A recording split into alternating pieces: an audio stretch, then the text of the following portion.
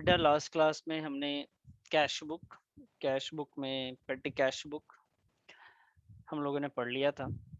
और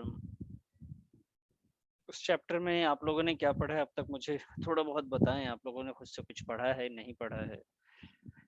अक्षिता बच्ची बात कर सकते हैं? Yes sir. बच्ची आपने कुछ पढ़ा कैश बुक में?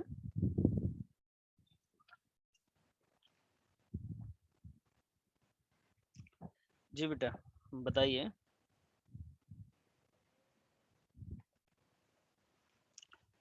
अक्षिता नहीं पढ़ा है तो बता दे बेटा, कोई बात नहीं।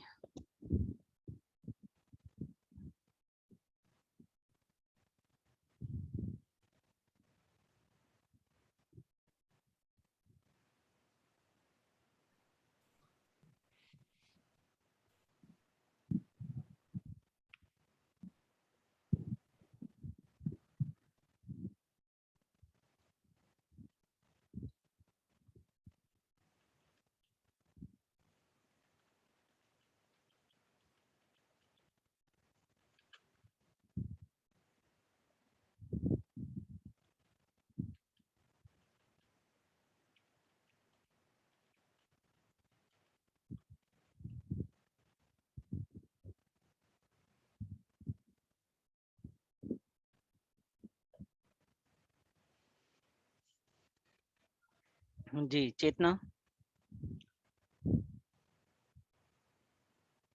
चेतना तहा। Yes sir, good evening sir. Good evening. Chetna आपने कुछ पढ़ा क्या कैश बुक में से? कोई यस डाउट? सर, पिछली ट्रांजैक्शन की थी, उनमें तो कोई डाउट नहीं, रिवाइज की थी। अच्छा, किसी तरीके का कोई डाउट आपके पास नहीं है उससे रिलेटेड ना? No sir. ठीक है।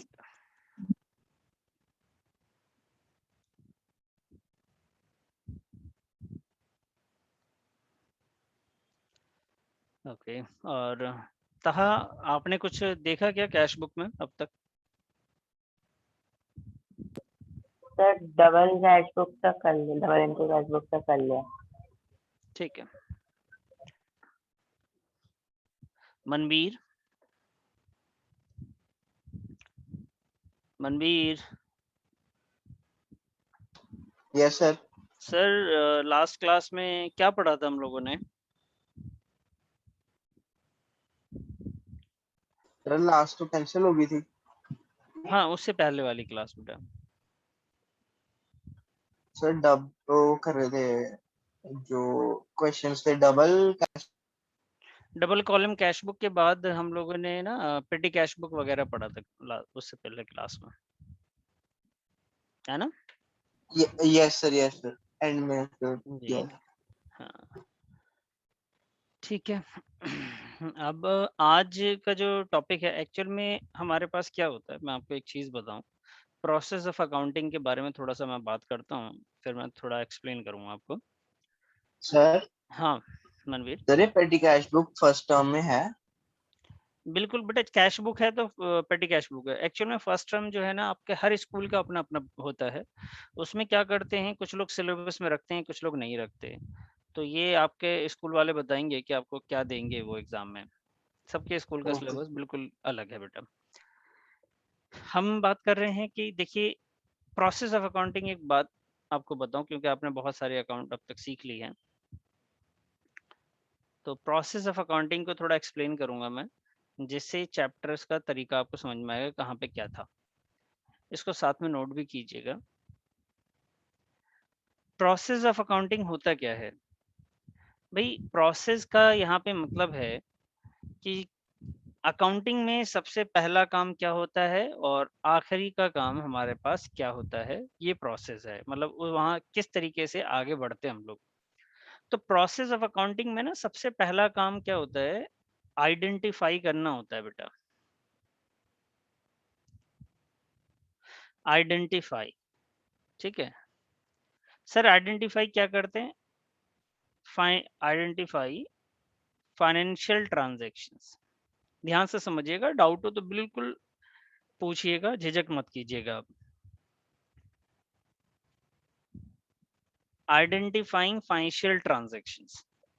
सर ये क्या बात हो गई? बेटा ये बात है कि जब कोई ट्रांजैक्शन है आपके पास, तो अगर कोई अकाउंटेंट को आके कहता है कि भाई साहब आज ना मेरे सर में बहुत दर्द है जिसकी वजह से मैंने अपने 2 लाख रुपए का नुकसान करा। अकाउंटेंट को कह रहा है ऑनर कि भाई लिख लो अब मेरे हिसाब किताब में इसको, 2 लाख का मेरा नुकसान हुआ क्योंकि मेरे सर में दर्द था। कभी आके बोलता है कि ऑनर की भाई ऐसा करो आप ना अकाउंट्स में ये लिख दो कि मुझे रात भर नींद नहीं आई तो सुबह मैं अपना जो बिजनेस है उसकी मीटिंग नहीं अटेंड कर रखा तो और नुकसान हो गया। और ये बिल्कुल जेन्युइन बात बता रहा है, वो कोई गलत नहीं बता रहा। लेकिन अकाउंटेंट का काम है कि इसको आइडेंटिफाई करे कि क्या ये ट्रांजैक्शंस है भी या नहीं है। अकाउंटेंट ट्रांजैक्शंस को रिकॉर्ड करते हैं बेटा, ठीक है। अब ट्रांजैक्शंस के लिए 2 पार्टियों का होना या 2 इवेंट्स का होना जरूरी है। 2 चीजें रिकॉर्ड करते हैं वो, identifying financial transactions and events. Transactions वो जहां पे 2 पार्टी इन्वॉल्व हो, इवेंट्स वो जहां पे पार्टी इन्वॉल्व नहीं हो लेकिन प्रोसेस हो। जैसे एक डिपार्टमेंट ने दूसरे डिपार्टमेंट को कुछ सामान दे दिया, वो इवेंट्स है। और ट्रांजैक्शंस में 2 पार्टी होनी चाहिए। मेरा मूड खराब है, मैंने 4 दिन तक शॉप नहीं खोली, मेरे घर में कोई मातम था, कोई दिक्कत आ गई थी, ठीक है, तब मैंने नहीं खोली, मेरी तबीयत खराब थी तब नहीं खोली। तो ये ट्रांजैक्शंस नहीं है, यहाँ पे 2 पार्टी का इन्वॉल्व होना जरूरी है। कोई सामान खरीदा जाए, बेचा जाए, सर्विस दी जाए, इस टाइप की चीजों को ट्रांजैक्शंस कहते हैं।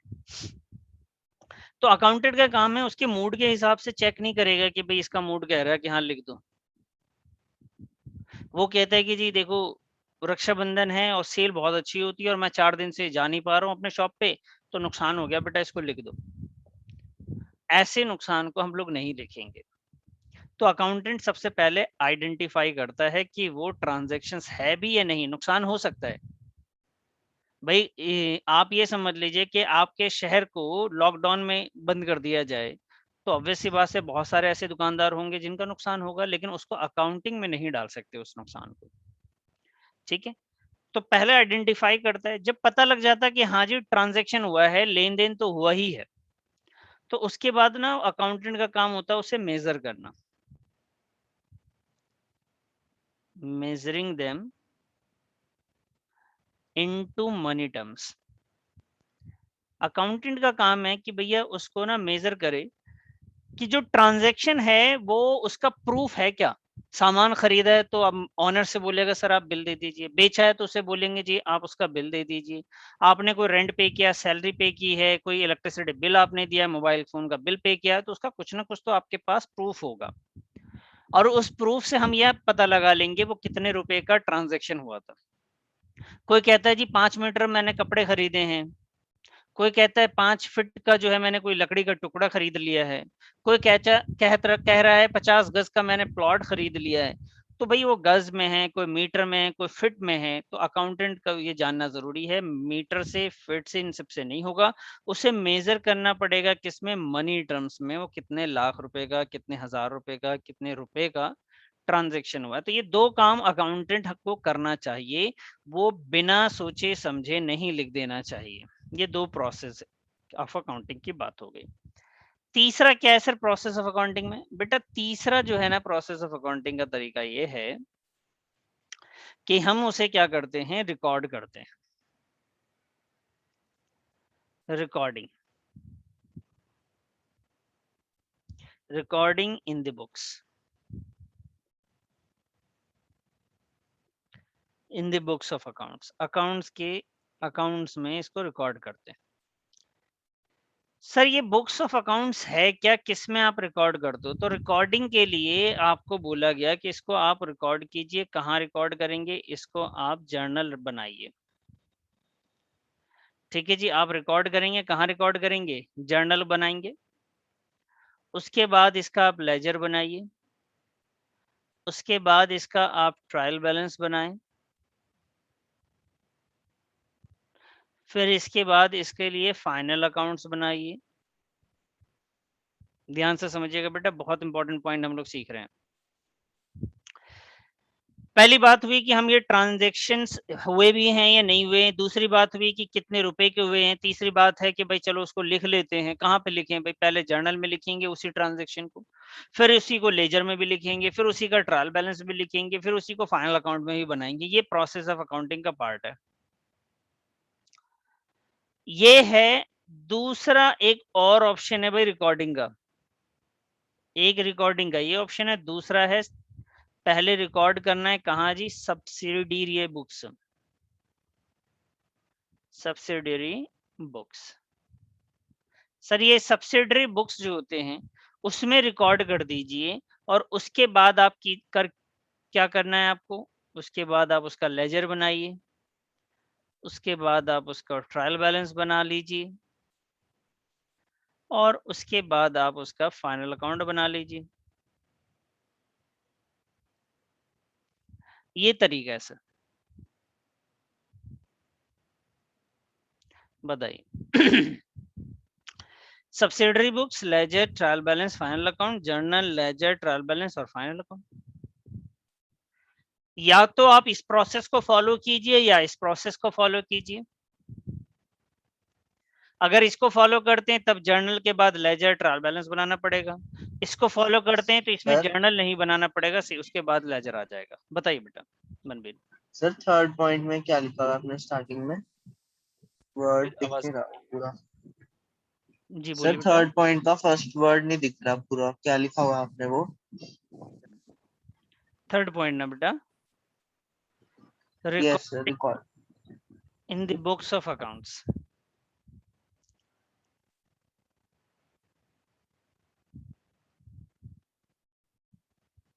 Recording in the books of accounts. Manveer समझ में आई बात? Yes sir. ठीक। देखिए बच्चे, यहाँ पे आपको वाकई सवाल अगर हैं आपके तो जरूर पूछिए, ये बहुत ही इंपॉर्टेंट चीज है। पहले हमने आइडेंटिफाई करा, उसके बाद हमने उसे मनी टर्म्स में मेजर किया, चाहे वो फिट में रहा हो, किलो में रहा हो, स्क्वायर फीट में रहा हो, जैसे भी रहा हो, उसको मनी टर्म में हमने रिकॉर्ड किया, और उसके बाद अकाउंट्स में लिखा। और अकाउंट्स में लिखने का तरीका ये है कि पहले जर्नल बनता है, फिर लेजर में रिकॉर्ड होता है, फिर ट्रायल बैलेंस होता है, फिर फाइनल अकाउंट होता है। अगर आप इस प्रोसेस को फॉलो नहीं करेंगे तो ये प्रोसेस है आपके लिए। ये सर अकाउंटिंग ऑफ लेजर क्या होगा? बेटा अभी देखिए, हम लोग लेजर कहते हैं सेपरेट अकाउंट बनाना सभी पार्टियों का, सभी चीजों का अलग अलग हिसाब रखना, उसे लेजर कहते हैं। अभी हमने क्या करा? जर्नल पढ़ा था। जर्नल पढ़ते ही मैंने क्या करा? मैंने बोला जर्नल पढ़ा, उसके बाद हम सीधे आगे सब्सिडियरी बुक्स पे। सर हमने सब्सिडियरी बुक्स तो पढ़ा नहीं। बेटा इसी सब्सिडियरी बुक्स का ही हम कुछ पार्ट पढ़ रहे थे, उसको कहते हैं हम लोग क्या? Cash book. उसके बाद होता है बेटा परचेजेस बुक। सर उसके बाद होता है sales books, purchases return book, sales return book.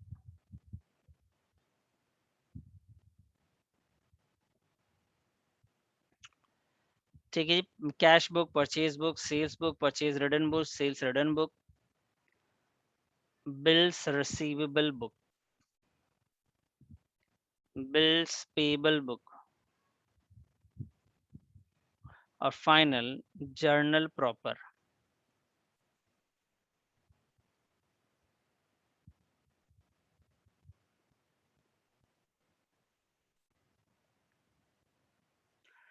तो पता है मैंने क्या करा आपको? आप ध्यान से देखिएगा। मैंने ना आपको पहले जर्नल सिखाया, लेजर नहीं सिखाया अभी। और फिर मैं जर्नल के बाद इस वाले ऑप्शन पे आया, सब्सिडियरी बुक सिखाया, क्योंकि देखिए लेजर दोनों में सेम बनेगा, ट्रायल बैलेंस दोनों का सेम है, फाइनल अकाउंट दोनों का सेम है। तो मैंने रिकॉर्डिंग का ये दो पार्ट आपको सिखा देने। पूरे अकाउंट्स में बेटा, जो आपके सिलेबस में अकाउंट्स है, उसमें यही चीजें आपको पढ़नी है डिटेल में। तो हमने क्या करा है? रिकॉर्डिंग करना सीख रहे हैं। क्या करना सीख रहे हैं सर? रिकॉर्डिंग। सर रिकॉर्डिंग करना सीख रहे हैं, अच्छा, इसलिए हमने पहले जर्नल एंट्री में रिकॉर्ड करना सीख लिया था। अब उसके बाद हमने सब्सिडरी बुक्स में रिकॉर्ड करना सीख रहे हैं, जिसको सब्सिडरी बुक्स में हमारे पास पहली बुक कौन सी थी बेटा? कैश बुक थी। दूसरी हम लोग पढ़ेंगे आज परचेज बुक पढ़ेंगे, सेल्स बुक पढ़ेंगे, परचेज रिटर्न बुक्स हैं, सेल्स रिटर्न बुक है, और बिल रिसीवेबल और बिल्स पेबल आपके सिलेबस में नहीं है, लेकिन जर्नल प्रॉपर आपके पास है। तो इतनी बुक्स हम लोग रिकॉर्ड करना सीखेंगे। आपने सीखा कैश बुक सबसे पहले, कैश बुक के फिर हम लोगों ने टाइप्स भी पढ़ लिए। आज हमारा डिस्कशन जो है वो परचेज बुक से रिलेटेड डिस्कशन होगी। ठीक है जी, आज जो हम लोग डिस्कशन करेंगे वो परचेज बुक से रिलेटेड डिस्कशन करेंगे। आप मुझे बताइए कहीं पे किसी को अभी तक में दिक्कत है तो मुझे एक बार बता दें।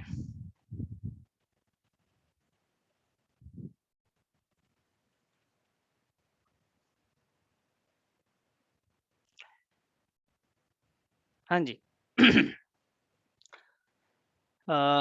चेतना नो सर। नहीं है। चानिया नो सर। रिकॉर्डिंग दो तरीके की होती है, एक journal, ledger, trial balance, final account. दूसरा प्रोसेस जो है subsidiary books, ledger, trial balance और फाइनल अकाउंट होता है। चलिए, इतना आप लोगों ने मुझे उम्मीद है कि अच्छे से रिकॉर्ड कर लिया होगा। तो अब हम बात कर रहे हैं अभी सब्सिडरी बुक्स में। सब्सिडरी बुक्स के हम लोग टाइप्स पढ़ रहे हैं, वो कैश बुक्स है, ठीक है, और परचेज बुक आज की डीलिंग है। कैश बुक में जिस तरीके से हम लोगों ने पढ़ा था कि सिर्फ कैश के ही ट्रांजैक्शंस रिकॉर्ड होते हैं बेटा, उसी तरीके से परचेज रिटर्न बुक में सिर्फ इसी बात का ध्यान रखा जाता है कि परचेजेस से रिलेटेड ट्रांजैक्शंस जो होते हैं उसको रिकॉर्ड किए जाते हैं। आइए जी, इसको ध्यान से पढ़ते हैं। परचेजेस बुक बहुत आसान, बहुत ज्यादा ही आसान। अच्छा सर, परचेजेस बुक्स क्या है बेटा? ये बुक हम लोग जो मेंटेन करते हैं उसका जो रीजन है वो क्या है? Only credit purchases of goods recorded in the purchase book। बेटा सिर्फ क्रेडिट परचेज ऑफ गुड्स, यहाँ पे ध्यान रखेंगे, मैंने एक बात लिखी है आपके सामने, क्या लिखा बेटा? Goods. Credit purchases of goods, goods की रिकॉर्डिंग होगी, फर्नीचर की नहीं होगी बेटा, प्लांट की नहीं होगी, मशीनरी की नहीं होगी। सिर्फ गुड्स जब आपने परचेज किया होगा तो उसको रिकॉर्ड करेंगे, और वो भी गुड्स कैसे रिकॉर्ड किया होगा? आपने क्रेडिट पे किया होगा। सर कैश वाला क्यों नहीं करते? बेटा कैश में जब सामान खरीदते हैं तो वो हम लोग कैश बुक में लिख देते हैं। पता है सब्सिडरी बुक्स की क्या कमाल की बात है? वो क्या कहता है? वो कहता है जी देखो, कैश बुक में कैश की चीजें लिख देना, परचेज बुक में परचेज वाली चीजें लिखना लेकिन क्रेडिट वाला, सेल्स बुक में सेल्स की चीजें लिखना लेकिन क्रेडिट वाला। ये सबके लिए अलग अलग बुक बना दिया इन्होंने, ठीक है। इसी तरीके से हमने यहाँ बात करी कि only credit purchases of goods are recorded in the purchase book. सिर्फ क्रेडिट परचेजेस जो है वो ही रिकॉर्ड किया जाएगा। समझ रहे हैं मेरी बात को? सिर्फ क्या परचेज किया जाएगा बेटा? क्रेडिट में परचेज किया गया गुड्स ही रिकॉर्ड किया जाएगा। अब आपका सवाल होना चाहिए कि सर चलिए मैं मान गया आपकी बात को कि गुड्स जो है हम वही लिखेंगे जो कि क्रेडिट में परचेज किया गया है, लेकिन मुझे एक बात बताओ सर कि ये गुड्स है क्या? तो बेटा जिसमें जो बिजनेस जो है ना, जो बिजनेस जो है जिसमें डील कर रही है, बिजनेस जिसमें डील्स करती है उसी को हम लोग क्या कहते हैं? गुड्स कहते हैं। मतलब ये हुआ कि अगर कोई फर्नीचर की शॉप है, किस चीज की शॉप है भाई? हाँ जी, कोई फर्नीचर की शॉप है, तो वहां पे जो फर्नीचर है बेटा वो गुड्स है। फर्नीचर क्या है? गुड्स है। और फर्नीचर के अलावा कुछ भी सामान आ जाए वो गुड्स नहीं है। मतलब जो सामान आप बेचते हैं, जिसमें आप डील कर रहे हैं, वो आपके लिए गुड्स होता है, उसके अलावा कोई और चीज गुड्स नहीं है। मैं जिस पे लिख रहा हूं, जो सामने कैमरा लगा हुआ है, ये जो प्रोजेक्टर है, ये जो भी चीजें यहाँ पे हैं, ये मेरे लिए गुड्स नहीं है बेटा, मैं इसमें डील नहीं करता हूँ, ये बेचने के मकसद से नहीं खरीदी गई है। जो चीज आपने बिजनेस डील्स है और जिसका पर्पस आपको रीसेल करना है, वही आपके लिए गुड्स होंगी, ध्यान रखेंगे। ठीक है सर, मान लीजिए सर स्टेशनरी की कोई शॉप है,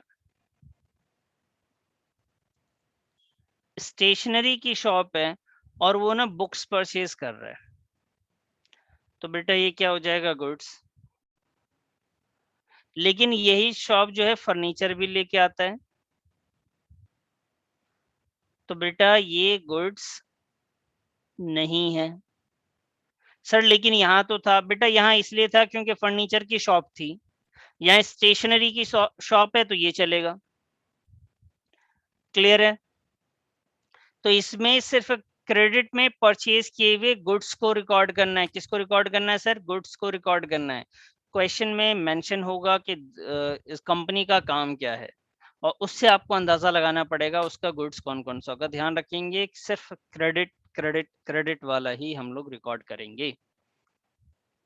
अब बात करते हैं सर इसका फॉर्मेट क्या होता है। बेटा बहुत सिंपल है, क्योंकि सिर्फ एक खरीदना ही लिखना है, इसके अलावा कुछ तो लिखना ही नहीं है इसके अंदर। आपको सिर्फ वो चीजें लिखनी है जो कि आपने परचेज करी हैं, उसके अलावा कुछ और चीजें हमें नहीं लिखनी है। ध्यान रखेंगे इस बात का, सिर्फ परचेजेस के बारे में लिखेंगे। तो आइए सर मैं फॉर्मेट की बात कर लूं। फॉर्मेट में एक डेट का कॉलम है, डेट। उसके बाद बेटा एक पर्टिकुलर्स का कॉलम आएगा,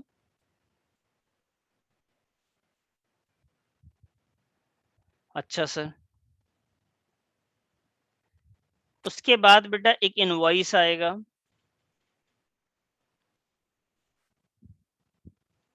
इनवॉइस नंबर होता है, जो बिल आपको खरीदते वक्त मिलता है उस पर एक नंबर लिखा रहता है, उसे इनवॉइस नंबर कहते हैं। फिर सर एक एलएफ आएगा, उसके बाद डिटेल्स आएंगी और कॉस्ट आएगा। ये यहीं पे ख़त्म हो जाता है, लेकिन इसके बाद अगर जीएसटी है, कोई एक्सपेंसेस है, तो अलग से हम लोग लिखते हैं cost, input CGST, input input SGST, input IGST,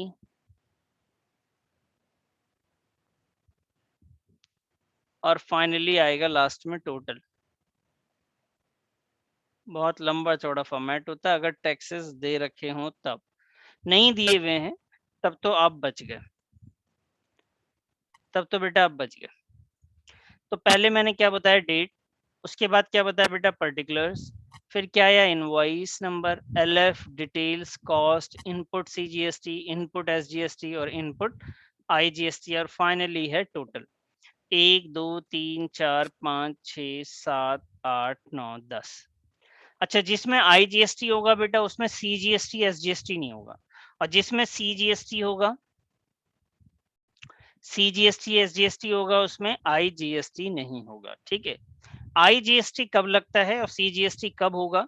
जब आप सामान अपने स्टेट से बाहर से परचेज कर रहे होंगे, आउटसाइड द स्टेट। जैसे मैं दिल्ली में हूं और मैं पंजाब से कोई सामान खरीदता हूं, तो जो मेरे को टैक्स लगेगा वो आईजीएसटी के नाम से आएगा बेटा। ठीक है जी, और एसजीएसटी और सीजीएसटी जो है वो आपके स्टेट से होगा, सेम स्टेट आपका होगा, खरीदने वाले का भी वही स्टेट है और बेचने वाले का भी वही है, तो उसमें सीजीएसटी लगता है। परचेज के टाइम पे जो जीएसटी होता है उसे इनपुट कहते हैं बेटा, मैं यहाँ पे लिख देता हूँ। खरीदते वक्त जो जीएसटी होता है उसे इनपुट कहते हैं, कोई सा भी जीएसटी हो उसे इनपुट ही कहते हैं। CGST, CGST, input CGST, input SGST. बहुत सिंपल है, करेंगे समझ में आ जाएगा। इनपुट आईजीएसटी, इन तीनों में से बेटा ध्यान रखेंगे ये दोनों हमेशा साथ साथ चलते हैं। ये दोनों साथ साथ चलेंगे और ये अकेला चलता है बेटा। अगर IGST है तो ये दोनों नहीं होंगे और ये दोनों हैं तो फिर ये नहीं होगा, तीसरा नहीं होगा। ठीक है, करेंगे क्वेश्चन। आपको फॉर्मेट मैंने आपको बता दिया। कोई डाउट है प्लीज आप मुझसे पूछ लीजिए एक बार, फिर मैं आगे बढ़ता हूँ। आप लोग पूछते नहीं बेटा, आप लोग पूछा करें। अब सवाल तो बनता ही है, सबके दिमाग में आता है। जी स्पर्श बताइए बेटा।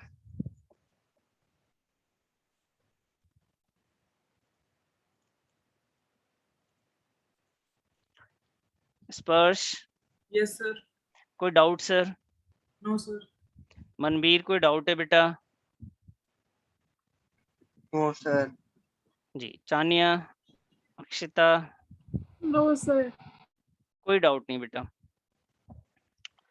चलिए, चेतना, तहा। No sir. सर हाँ बेटा बताइए मनवीर। सर जो ये इनवॉइस नंबर है हमें क्वेश्चन में दिया होगा ना? इनवॉइस नंबर क्वेश्चन में गिवन होगा बेटा, सारी डिटेल दी हुई है, बस हमें इसमें रखना है, दिमाग तो लगाना ही नहीं है, इतना आसान है ये। कैलकुलेशन करना 5% 10% और कुछ नहीं। ठीक है, हाँ तहा कुछ कह रहे थे? तहा सर बताइए, कहीं पे डाउट? नहीं सर, कोई डाउट नहीं। ओके ठीक है जी। चलिए, अब मैं आपको लेके चलता हूँ क्वेश्चन के ऊपर। आप अपना सब्सिडियरी बुक्स का फर्स्ट क्वेश्चन निकालिए तो जरा। मेरे हिसाब से पेज नंबर 12.29 होना चाहिए, बाकी आप अपना चेक कीजिए जरा।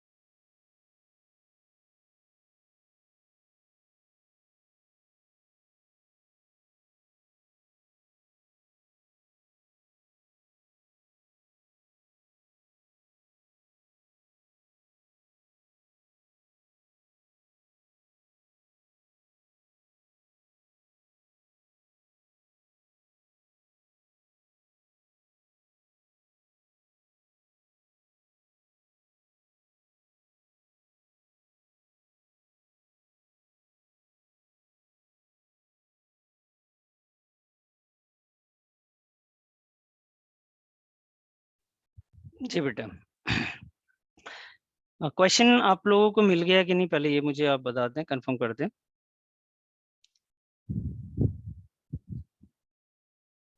मिल गया मनवीर? मनवीर, अच्छा इतना बेटा बताइए, Yes, क्वेश्चन sir. मिला आपको? Yes sir. Yes, sir.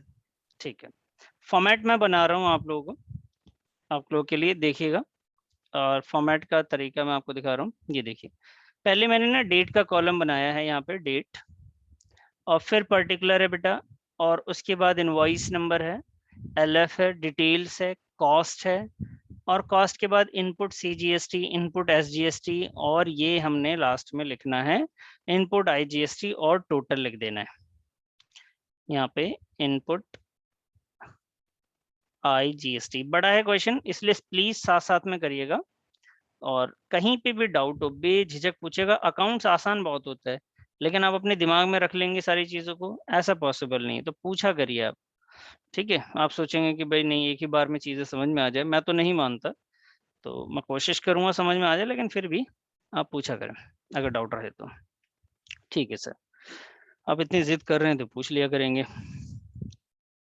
देखिए बेटा, मैंने ये जो फॉर्मेट बनाया, मैंने अभी आपसे थोड़ी देर पहले बोला था कि सीजीएसटी, एसजीएसटी, आईजीएसटी के बारे में, तो मैं आपको एक बार क्वेश्चन ना रीड करके दिखाता हूँ।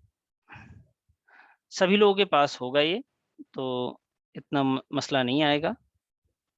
ये लीजिए, मैं थोड़ा यहाँ रखूंगा तो आपको लगेगा कि हाँ भाई मैं भी बता रहा हूँ कुछ। चलिए, सबसे पहले देखिए लिखा हुआ, prepare a purchase book in the books of Messrs modern furniture house. आप ध्यान से देखिए तो वहां पे नेम दे रखा है मैसर्स मॉडर्न फर्नीचर हाउस, यानी फर्नीचर हाउस है, इतना आपको कंफर्म कर दिया।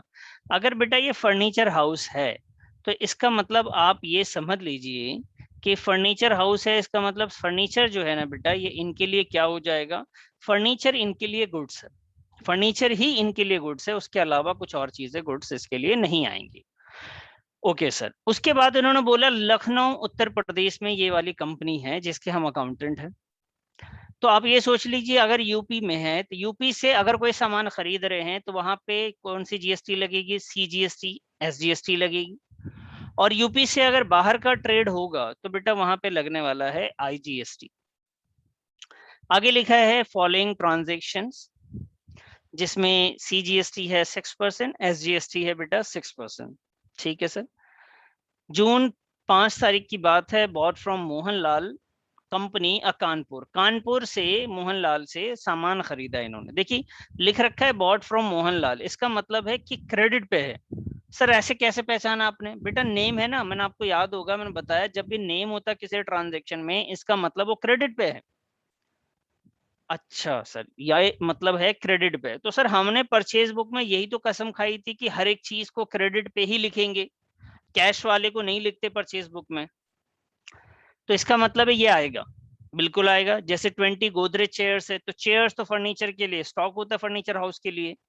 गोदरेज के टेबल भी हैं, तो ये लिख देंगे अब लोग। उसके बाद 10 तारीख की बात उन्होंने करी, purchase from Bharat Bhushan Sons Varanasi. Bharat Bhushan Son से वाराणसी से खरीदा है, ये भी क्रेडिट पे ही है क्योंकि इसमें भी नेम गिवन है। और क्या क्या परचेज किया बेटा, तो इसमें अलमीरा परचेज किया, रिवॉल्विंग चेयर्स परचेज किए। तो 10 तारीख के भी ट्रांजेक्शन को हम लोग रिकॉर्ड करेंगे। 14 तारीख के ट्रांजेक्शन में आइए तो वहां पे भी सूर्या ट्रेडर्स से खरीदा गया है, वो ही यूपी से ही है। 80 डेस्क है और 10 सोफा सेट है, ये भी हम लोग रिकॉर्ड करेंगे। 20 को आइए लिखा हुआ परचेजेस फॉर कैश। सर इतना पढ़ते ही हमने ये डिसाइड कर लेना है कि कुछ भी खरीदा हो मैं नहीं लिखूंगा, फर्नीचर भी खरीदा हो तो बेटा नहीं लिखेंगे। सर क्यों नहीं लिख रहे हो, क्वेश्चन में दे रखा आपने लिखना नहीं है। बेटा मैं इसलिए नहीं लिख रहा हूं, वहां पे कैश है, अगर कैश का जिक्र नहीं होता तो मैं जरूर लिखता, तो उसमें कैश है इसलिए मैं नहीं लिख रहा हूं। ठीक है सर, यानी कैश वाले ट्रांजैक्शन को नहीं लिखना चाहे फर्नीचर ही खरीदा हो। ओके, तो 20 तारीख का ट्रांजैक्शन यहाँ पे नहीं आएगा। सर 25 में लिखा हुआ bought furniture for office use, office में इस्तेमाल करने के लिए खरीदा। जो चीज इस्तेमाल करने के लिए होती है बेटा वो गुड्स नहीं होता है, जिसको रीसेल करने का पर्पस होता है वो गुड्स होता है। क्लियर? तो यहाँ पे स्पेशली बोला उन्होंने कि ऑफिस के इस्तेमाल के लिए ये चेयर्स, ये टेबल्स खरीदी हैं, तो इसको भी हम लोग रिकॉर्ड नहीं करेंगे। तो मुझे उम्मीद है कि आपको ये बात समझ में आई हो। उसके बावजूद भी मैं आपसे पूछ रहा हूँ कि कहीं पे कोई डाउट है तो प्लीज मुझसे पूछ लीजिए, ठीक है बेटा। कहीं पे कोई प्रॉब्लम है, आपको लग रहा है कि नहीं सर ये जो 20 और 25 आपने बोला उसको क्यों नहीं लिख रहे हैं? नो सर, वो ठीक है। क्लियर है बेटा? Yes sir. चलिए, वेरी गुड।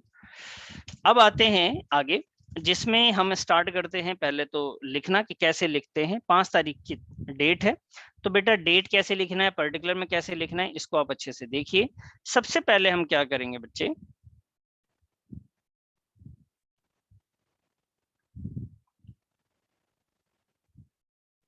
जी हम डेट लिख देंगे 5 तारीख की।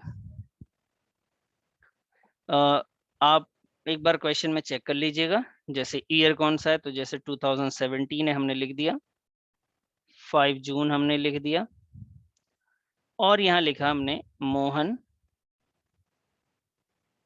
Mohanlal and company. ध्यान से देखिए कैसे लिख रहा हूं मैं। उसके बाद आ जाइए कानपुर यूपी।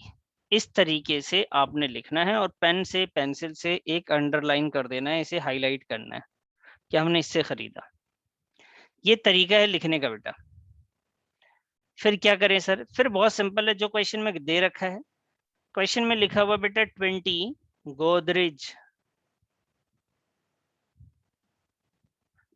गोदरेज चेयर्स, तो आप जैसे लिख रखा है एज इट इज उतार देना है। सर इतना सिंपल काम तो हमने बचपन में भी नहीं किया था, आप कौन से बड़े हो गए हो। 20 गोदरेज चेयर्स 2000 ईच, और फिर बेटा 5 Godrej chairs table at the rate of rupees 6000 each।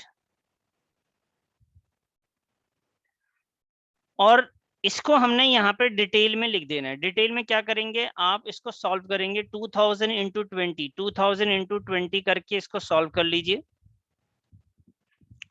2000 into 20 करेंगे तो 40 यानी 40,000। 5 इंटू 6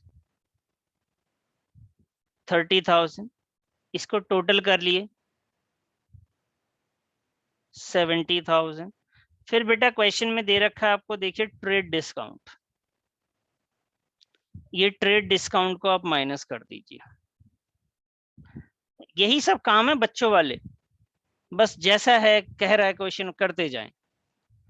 ट्रेड डिस्काउंट है भाई, कितना परसेंट है, 20% है, तो आइए जी 20%, इसका 20% होता है बेटा 14,000।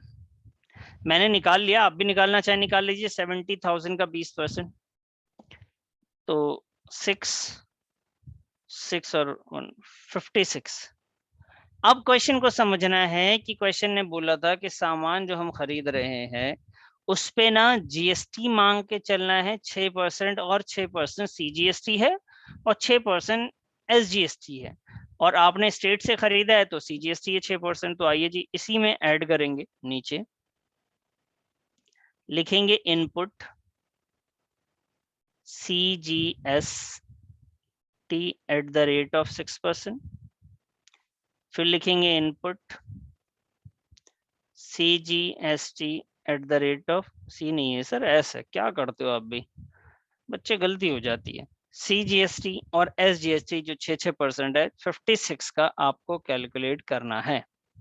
दोनों का कैलकुलेट करें, और उसके बाद आप इसको लिख के बताएं कितना कितना आएगा। तो ये इनपुट हो गया, इसको कैलकुलेट करना पड़ेगा। 1 मिनट बेटा। 5600 का 6% ना, 6 छिंग 36 के 6, 3 6 पंजे 30 और 3 33, ये आ रहा है 3360। मेरा आ रहा है बेटा, आप अपना भी मुझे बताइएगा कितना आ रहा है। 3360, और इसका भी है 3360। सर इसका क्यों बेटा? ये भी जो है ना मैं ये लिख रहा हूँ एरो करके, इस पे कैलकुलेट होगा और ये भी इस पे कैलकुलेट होगा। आपने एरो नहीं करना, करना चाहे कर ले, याद रहेगा आपको। ये दोनों 6% इसी वैल्यू पे कैलकुलेट किए जाएंगे और उसके बाद टोटल कर देना है। 6 6 12 यानी 0, 3 3 6 1 7 और 6 6 12 1 13, 12 के 2, 62720, 62720 आ रहा है बेटा। इसके बाद आपने क्या करना है, इसको छोड़ देना है। ये हो गया जी टोटल, खत्म। ये जैसे जैसे बोला था वो हमने कैलकुलेशन करी है, और कुछ भी इसमें कमाल नहीं करना था, इतने ही काम ही है हमारा। सर ये कॉलम क्या देखने के लिए रखे हैं आपने, इसको भी भर दीजिए बेटा। ये देखने के लिए नहीं है, बस देखकर भरने के लिए है। जैसे सर बेटा ये जो सामान खरीदा ना, उसमें एक्चुअल में इस सामान की कीमत तो आई है 5600, सॉरी 56,000 कीमत आ गई, और CGST और SGST आ गया। यही आपने यहाँ पे लिख देना है बस। इसी का जो टोटल क्या, इसी के सामने लिखिए। कॉस्ट कितनी आई 56,000, CGST कितना, SGST कितना, IGST है क्या, नहीं है। टोटल है जी 62720। अब बच्चे एक मिस्टेक मत कर देना, यहाँ लाइन मत खींचना। अभी CGST दूसरे का इनपुट इनपुट सब कुछ निकलेगा, इसको ऐसे करना है, ध्यान से समझे। बताइए जी, यहाँ पे प्रॉब्लम बताइए। प्रेजेंटेशन ही सीखना होता है अकाउंटिंग में।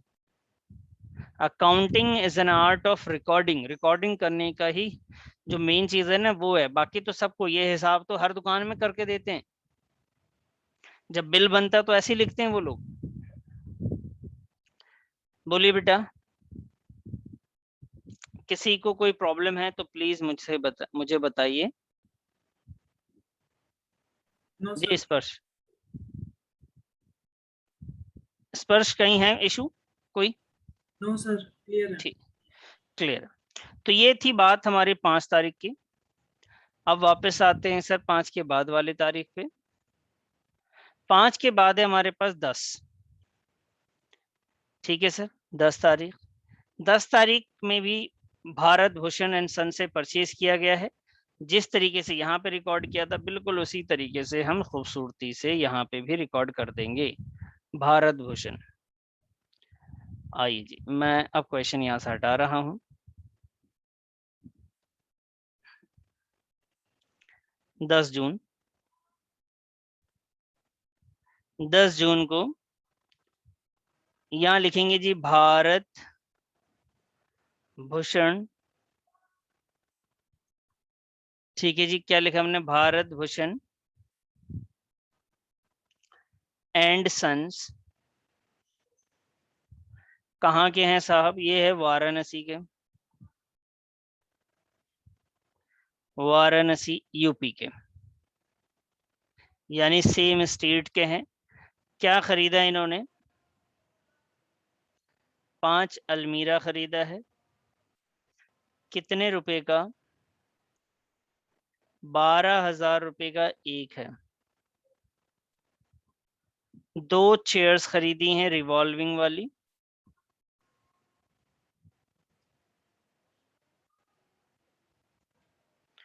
वो 2 चेयर्स कितने रुपए की हैं, 20,000 ईच है। 12 5 ये हो गया जी 60,000, और ये हो गया बेटा 40,000।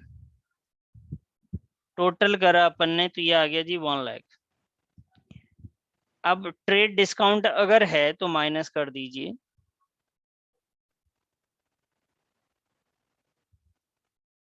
ट्रेड डिस्काउंट जैसा कि इस क्वेश्चन में है वो 10% है। 1 लाख का 10% होता है बेटा 10,000।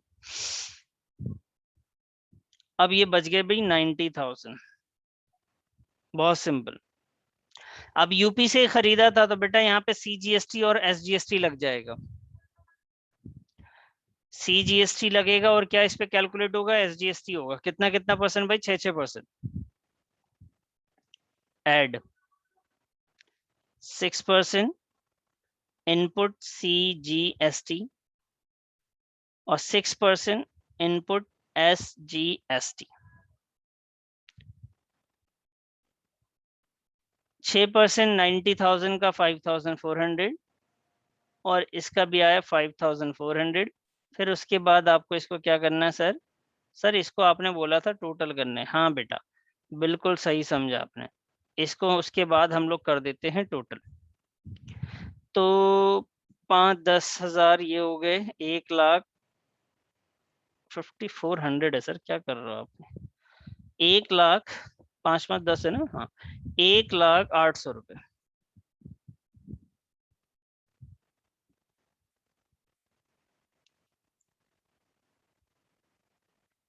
1,08,000 1,08,000 आ गया। सर अब क्या करना है? बहुत सिंपल बेटा, बहुत ही सिंपल। ये जो कॉस्ट है 90,000, इसको आपने यहाँ लिख देना है। CGST की वैल्यू है 5,400, वो लिख दीजिए। और 5,400 ये लिख दिए। बेटा टाइम कंज्यूमिंग अकाउंट जरूर होता है और यही कंसंट्रेशन लेवल होता है। देखिए आपके मैथमेटिक्स में हम लोग सोचते थे कि सबसे मुश्किल काम होता है मैथ्स, ठीक है, कुछ को बहुत मजा भी आता होगा, लेकिन कुछ लोगों के लिए वाकई मुसीबत की चीज होती थी। तो हम लोग क्या सोच के चलते थे कि भाई मैथ्स जो है ना बहुत प्रॉब्लम क्रिएट करता है मेरे लिए। लेकिन बेटा वहाँ क्या है कि मैथ्स में ना 5 मिनट का एक क्वेश्चन है, आप 5 मिनट ध्यान दीजिए और समझ में आता है। अकाउंट्स की प्रॉब्लम ये है कि वो आधा घंटा आपको ध्यान ही रखना है, वहां पे नहीं रखा तो कुछ भी मिस हो जाएगा, कहीं से भी बीच में से गायब हो गया तो पूरा क्वेश्चन खराब हो जाएगा। तो अकाउंट्स में ज्यादा कंसंट्रेशन लेवल चाहिए आपको। ज्यादा देर तक रुकना बहुत मुश्किल काम होता है, ये मैं भी मानता हूँ कि 10-10 मिनट तक एक क्वेश्चन कोई समझ रहे हैं, 5 मिनट में समझ में आ जाए, बात खत्म हो जाए, क्या ये क्वेश्चन कंप्लीट ही नहीं हो रहा, आधे घंटे तक हमारा दिमाग वही है, हमारा ध्यान वही है, वो बहुत मुश्किल है। लेकिन क्या करें, ऐसे ही होता है अकाउंट्स। ठीक है जी, इसका टोटल वर्टल मैंने कर दिया। अभी 2 ही दिन के मैंने ट्रांजेक्शन्स को रिकॉर्ड किया है बेटा, ठीक है। कितने दिन के? 2 के। 10 तारीख तक का काम हो गया। अभी इसी फॉर्मेट के साथ मैं यहाँ पे एक फॉर्मेट, उसी फॉर्मेट को थोड़ा सा आगे कंटिन्यू कर लेता हूँ और 10 तारीख से फिर आगे बढ़ते हैं हम लोग। पहले डेट वाली लाइन खींच रखी थी हमने, पर्टिकुलर था, इनवॉइस था, LF है, डिटेल है, कॉस्ट है, क्यों बेटा, इनपुट है CGST, input SGST, input IGST और उसके बाद हमारा टोटल है। सर अब कौन सी डेट की बात करेंगे आप? 2 तो डेट्स आ गई, चलिए जी अब 3rd की बात करते हैं। 14 की, purchase from Surya traders Lucknow. Surya trader से सामान खरीदा है, वो आखिरी है बेटा ये वाला। सूर्या ट्रेडर से सामान खरीदा है हमने और वो भी कहाँ है? लखनऊ में है। चलिए क्योंकि क्रेडिट पे नेम है गिवन और कैश के बारे में जिक्र नहीं है तो क्रेडिट पे ही हो गया, सूर्या ट्रेडर्स। 14th की बात है ये, 14th जून, सूर्या ट्रेडर्स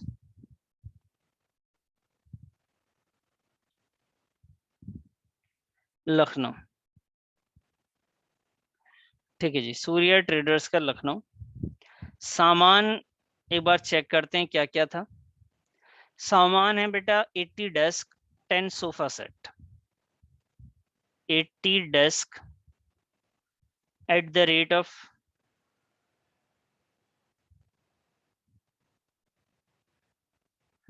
each और 10 sofa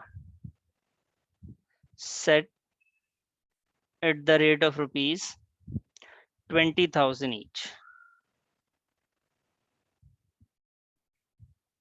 और डिस्काउंट 15% है। ये लिख लिया भाई। ये इनवॉइस का था, ये LF का था। 25/8/200 यानी 20,000 का डेस्क हो गया और 2 लाख का सोफा सेट हो गया। टोटल हो गए जी 2,20,000 रुपए। उसके बाद हमने किया ट्रेड डिस्काउंट माइनस,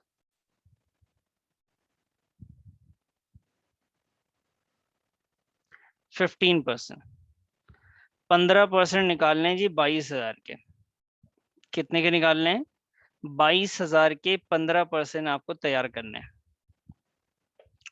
22,000 के 15%। आइए जी यहाँ देखते हैं।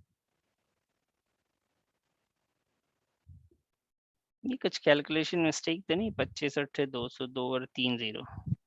बेटा ये 4 लाख हो रहा है मेरा, तो गलती हो गई तो मुझसे शायद। हाँ जी 15%, 15 चौके 60, ये सही है। 60,000।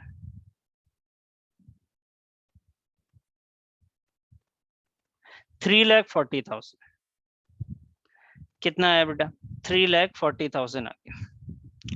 सर इस पे जीएसटी जोड़ेंगे? हाँ बेटा जीएसटी तो ऐड होगा ही होगा। कितना परसेंट सर? बेटा 6% है ना इनपुट CGST, और ऐड करना है 6% इनपुट SGST। तो 6% आपने निकाल लेना है बेटा इसके। सिर्फ 6% ही आपको लिखना है। तो ये आया 6 चौक 24 और 6 18 2 20, 20,400। कितना आया जी? 20,400। 6% आता है 20,400। ये आया जी 20,400। माइनस नहीं करना था, प्लस करना है, तो ये आ गया जी 800 0 40 और 40 80 8 38 3808 380800। समझ में आ रही है बात बेटा? हाँ सर ये मुश्किल तो नहीं है, लेकिन बस बोरिंग बहुत है, बहुत टाइम खराब कर रहा है हमारा। क्या करोगे? अब बात करते हैं बेटा, ये था हमारा कॉस्ट। तो इसमें से कॉस्ट कौन सा है? कॉस्ट है 34400। CGST है 20,400। ये भी है जी 20,400। IGST से तो मुलाकात ही नहीं हुई आपकी। और क्या था जी? टोटल था सर 3,80,800। अब क्या करना है बेटा? अब ना ये जो लाइन है ना आपकी डबल, यहाँ से लाइन खींचना है, यहाँ से ऐसे करके लाइन खींच देनी है। सर ये लाइन आप क्यों खिंचवा रहे हैं आप? बेटा ये लाइन पे ना इस लाइन का टोटल कर देना है, ठीक है? कॉस्ट में कॉस्ट का टोटल करना है। बेटा इससे पहले कॉस्ट कितनी थी? ध्यान से देखिए, इससे पहले एक कॉस्ट थी 56,000 रुपए की, दूसरी कॉस्ट थी बेटा 90,000 रुपए की, और तीसरी कॉस्ट है ये 3,40,000 की। पहले थी 56, फिर था 90,000, फिर था 3,40,000। तो मुझे तो कैलकुलेटर की जरूरत पड़ गई है। आप लोग समझदार बच्चे हैं तो बिना कैलकुलेटर के भी आप कर सकते हैं। ठीक है जी, क्या था सर? 3,40,000 रुपए। Okay sir 3,40,000 plus 56,000। अच्छा सर उसके बाद 90,000, 4,86,000 आया बेटा मेरा आ रहा है 4,86,000। अच्छा सर ये CGST एक बार 3360, एक बार था 3360, दूसरी बार 5,400 और तीसरी बार 20,400। इसका भी टोटल कर लेते हैं एक बार। 56 नहीं सॉरी कितना है? 3360। अच्छा जी 3360 के बाद था एक 5,400, और उसके बाद है बेटा हमारा 20,400।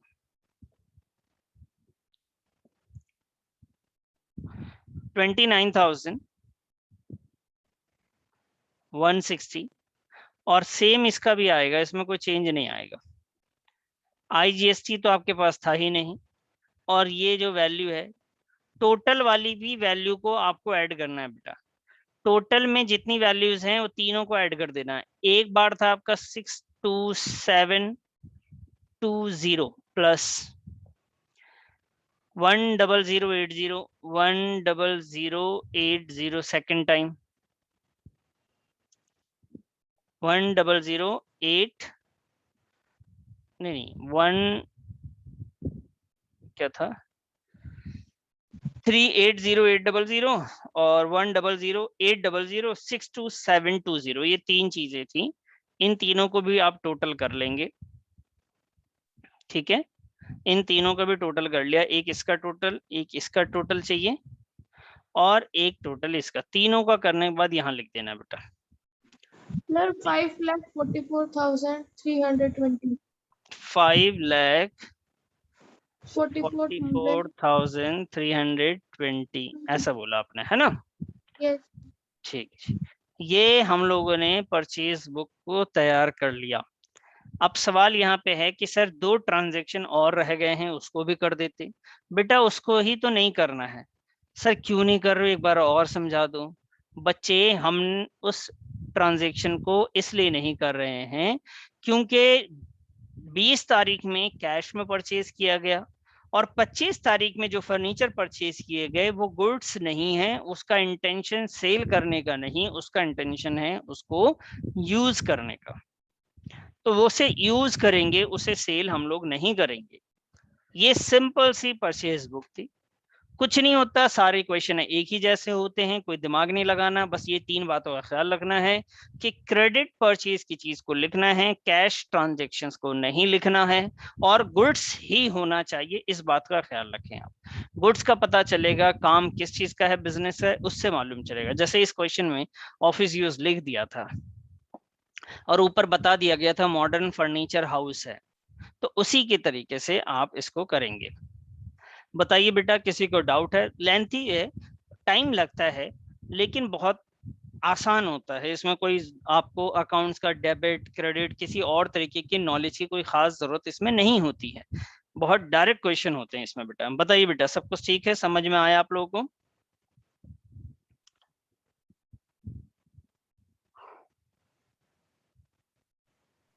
बोलिए बच्चे, कोई नहीं बोलेगा, इतने गुस्से में सबके सब?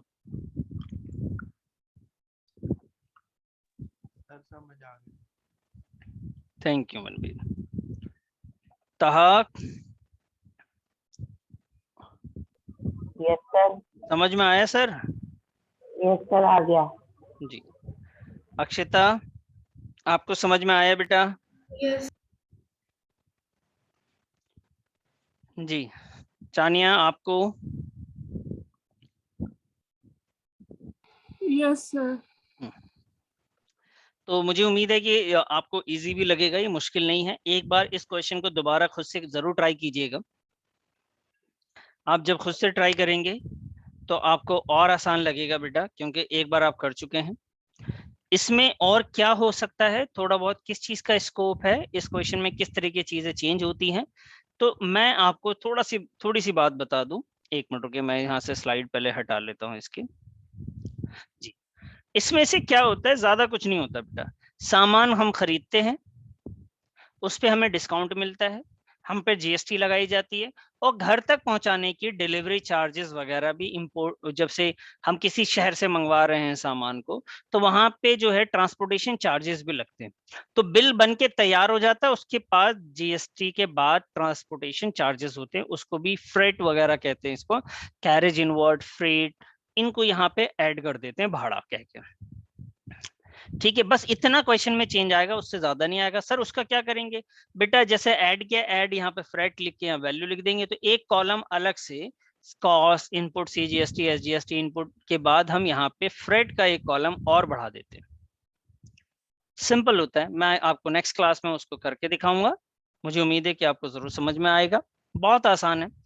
और जैसे आप मुझे बताएंगे कि चीजें नहीं समझ में आ रही हैं, तो मैं और इम्प्रूव करूंगा चीजों को कि आपको और बेहतर तरीके से समझ में आए। ठीक है बच्चे, मिलते हैं नेक्स्ट क्लास में। अपना ख्याल रखिएगा और रिवीजन जरूर कीजिएगा बेटा।